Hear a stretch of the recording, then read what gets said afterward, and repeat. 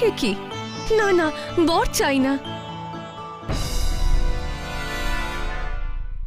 বলো কৈকেয়ী, লজ্জা পেও না।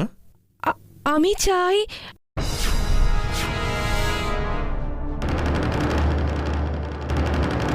পরে চেয়ে নিবি, এখন বল কিচ্ছু চাই না। মহারাজ, আমি নিশ্চয়ই বর নেব, তবে এখন নয়, যেদিন সময় সুযোগ হবে সেদিন ঠিক বর চেয়ে নেব। বেশ, তোমার যেমন ইচ্ছে তাই হবে। আমি আমার ঘরে যাই রানী। তোমার জন্যেই আবার প্রাণ পেলাম কৈকেয়ী। তোমার ভালো হোক।